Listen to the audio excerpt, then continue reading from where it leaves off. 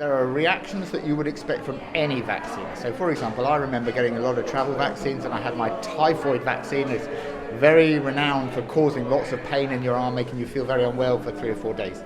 And for lots of vaccines, what they're actually doing is almost stimulating your body to go through a mini version of the illness that you're trying to prevent, so that your immune system kicks in and fights it and then develops a memory for future.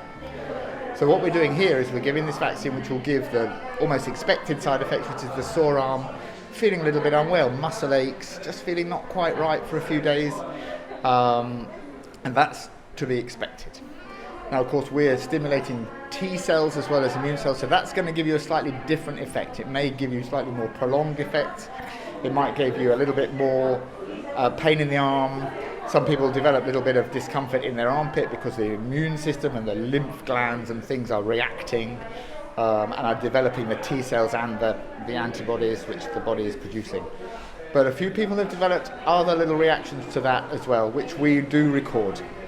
If you think of the number of vaccines we've given and the fact that we are moving down through to those in their 40s, and we'll very soon be moving to people younger than that, so we've really gone through it very, very quickly.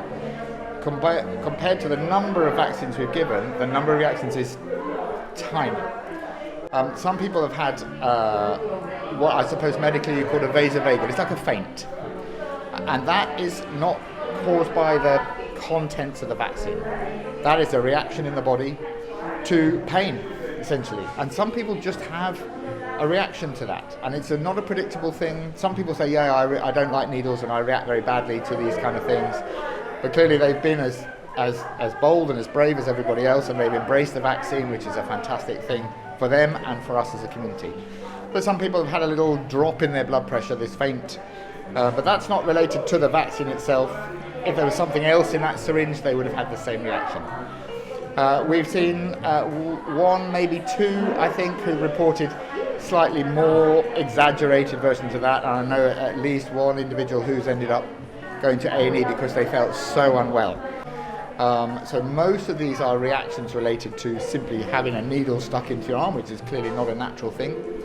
But we record everything, and I think that's the best way that we can learn. And under those side effects, how long should they normally last for, and when should people become concerned and perhaps call the doctor? I think it's difficult because everybody reacts slightly differently. I'd say for most vaccines, and most people can cast their minds back perhaps to vaccines they had at school or vaccines for travel. I would say 2 or 3 days perhaps of an uncomfortable arm, by which point it should really be settling. A little bit of muscle aches, a little bit of feeling unwell, certainly for the first one, maybe 3 or 4 days for the second one. But bear in mind, I am generalising. It's not specific to every single person. We're all different from that perspective. I would say if you've gone beyond about 2 or 3 days and you're really starting to feel better, and bear in mind that the only person that knows their own health best is the person concerned. So if they're really not feeling well, I think there's no harm in at least calling and asking for advice. That advice that you're given may simply be give it another day or two, by which point it'll probably settle down. But even that little bit of reassurance is good enough just to get you through until things settle.